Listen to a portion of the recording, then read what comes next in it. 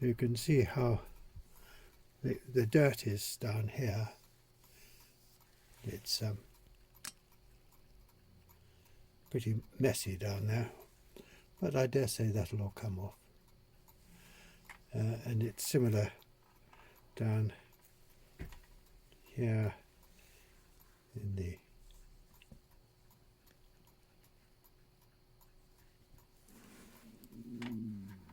at the base of the pillars. It's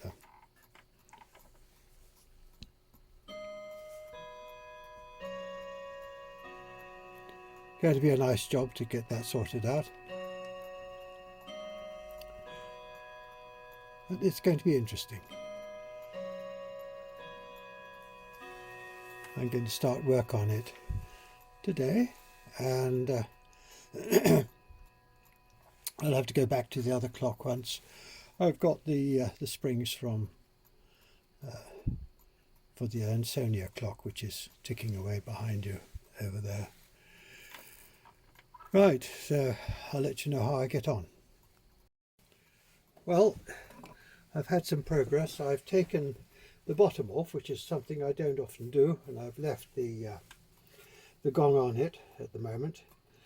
But I find that underneath, as I found on a previous clock, that there are pins going right through, and these pins here actually go through to the pilasters, columns, and as a result of that I can take one column out. So I've been able to take this column out there, and I will now be able to clean that and replace it. Pretty grotty sort of stuff. It's just, I think, a steel core with brass tops, but we can polish them up and make it look really nice. So I'm going to take those off, and then after that I'll wash it all down properly. I'll take the works of the clock out in due course, and I'll come back to you and show you how the progress is being made. But that was fascinating. It's all there. There's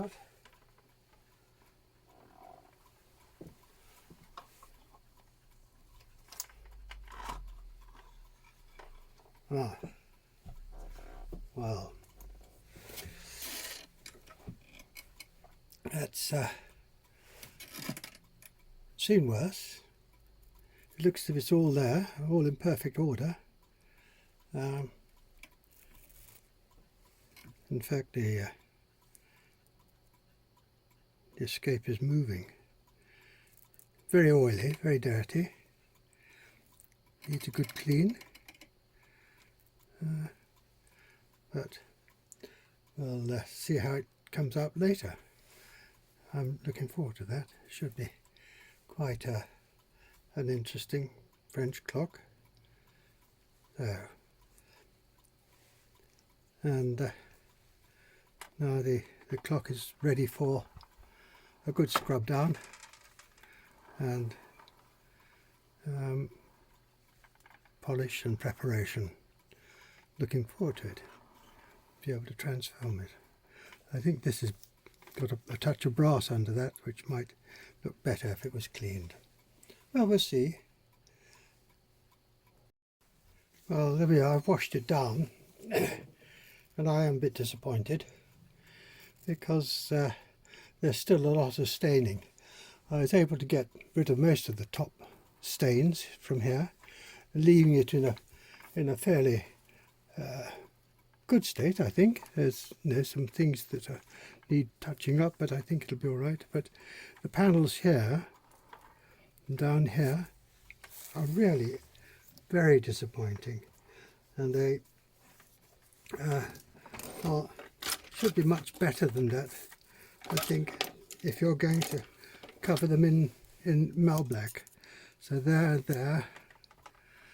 and down there, and this side here, this panel here. These are fine, but they're similar. It's similar. and that's stained, and I'm not sure what it is. Is it sunlight? Is it goodness only knows. Where the bases of the pillars were, I can get a little bit more of those out, but that's all right. And I did the top with, finished it off with methylated spirits, which took some of the residual polish off, the high gloss. But I think it's when it's got the mull black on it and it's polished up with a bit of beeswax, it'll be very presentable. Right, I've been sanding that down with 2000, and I'll finish it off very shortly with finer papers from 3000 up to 7000 to see if I can get a good finish on it. But whatever, it is better, but it's not perfect. It's so much better, but we'll see. I'll see how that goes, and then I'll see if I can get something done about the front of this. These here, which are appalling. I've got to get rid of them. So I'll keep pressing on and we'll see. But it took quite a long time to do that with 2000 grit. Well, I'm quite satisfied with the effect of this section down here that I've just done with sandpaper here and here. If you recall from my previous shots, it was pretty awful. I plugged the holes there so that the water doesn't get into the plaster of Paris. We've still got this to do here and here. I did this with sandpaper. I started off with 2000 grit and then went up to 2500, or was it 3000 and 7000, finishing off on 7000, very fine. And I'll do the same here and here to see how that pans out. The top I did not with sandpaper, but with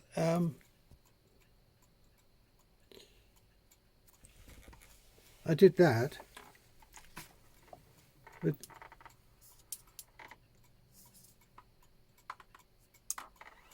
what the bloody hell was it? Oh, that's right, it was methylated spirits.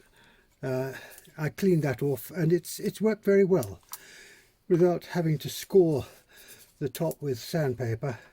But even if you do it with sandpaper, it comes out rather sort of greyish. But if you use the 7000, it comes out almost polished. This has still got the original colour, or shall we say a darker colour, and I think that'll come out very well with the mull black. So I'm going to finish this off, and I'll come back later and see how it goes. Well, the latest update, I've scrubbed this down pretty well. I've tried to remove all the stains. Some are still there, and there's still some marks down here, which I think will be obliterated by the mull black when I put it on. I think I might try and see if I can clean that up so that it's brass, and then I can seal it and do that properly with it. You see, I've done remove the marks, the stains down there, and it's all smooth. Well, I have actually started polishing this a bit, but I'm going to see if I can bring out the brass highlights and leave the background more or less black, and various other little places, so that it'll be a bit more lively, a bit more life in it.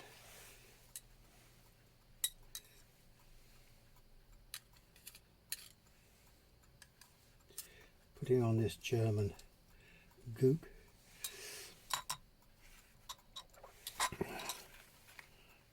I'll get my old trusty cloth and give it a good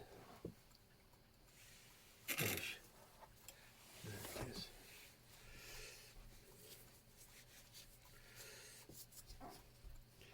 So I'll probably speed this up.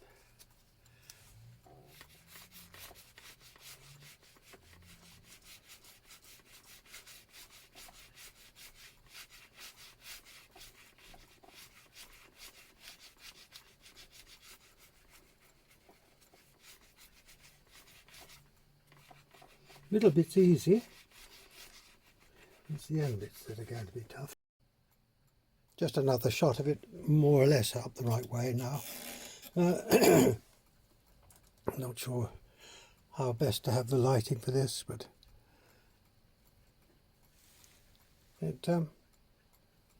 it's quite fun, I think. You see the elephant there in the centre. There's the elephant. Anyway, doesn't come out terribly well. Not as good as it is in real life. Well, first coat of Malbec has gone on. It's always a bit streaky as it dries out, but just to give you a progress report. So these areas which were before pretty awful, down here looking pretty good, as is this. That's not bad at all. The sides a bit streaky, but they will dry out and they will, with the second coat, be rejuvenated. I think this looks very nice with the black and it sort of makes it stand out a bit. Doesn't look quite so in your face. And then I'll get the pillars done, which are all ready to be cleaned up. I've taken them up as I explained in a previous video or earlier on. Right, for a progress report on this clock.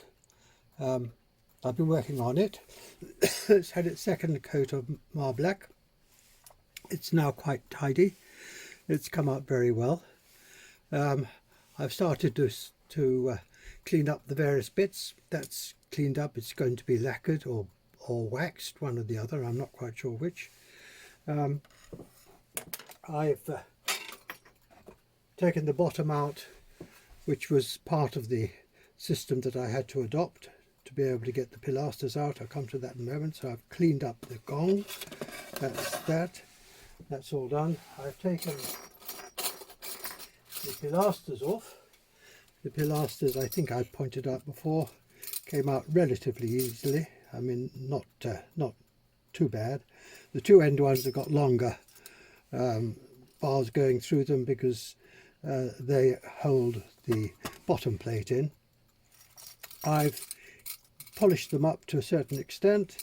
They are better, but I've left the dark lines between the columns in the flutes because I think that would give it more gravitas and just make it look a bit more original. I'm going to replace the columns in this Slate clock.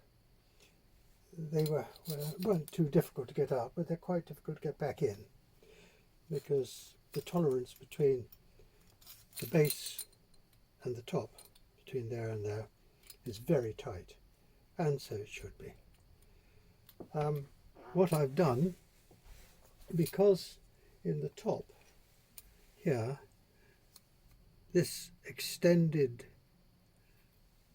section has a nut in the top which keys it in and stops it from falling out and controls it. And I filled these up with candle wax so that the nut will stay still and won't move. And as you can see, when I turn this, the candle wax easily breaks for the thread.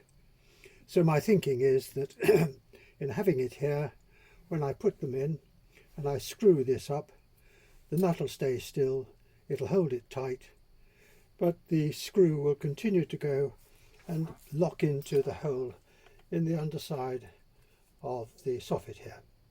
So that's what I've got to do. I've taken the bottom nuts off, and they will have a nut and a washer, and I will try now and get this one in here. And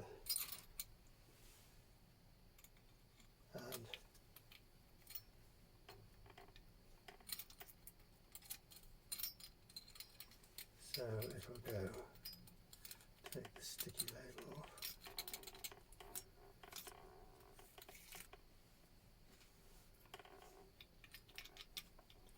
It goes there. This goes in the hole at the bottom. Right. Now I will put the retaining washer and nut on there.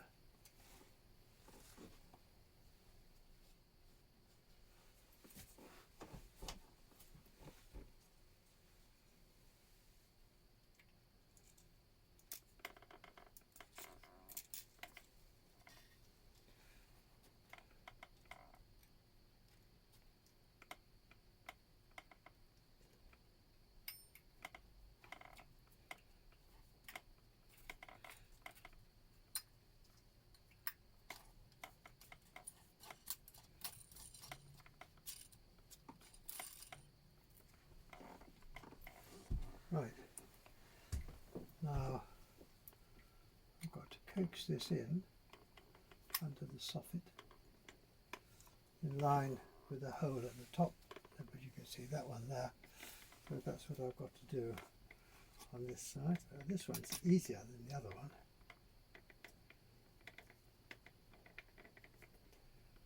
I think that's more or less it.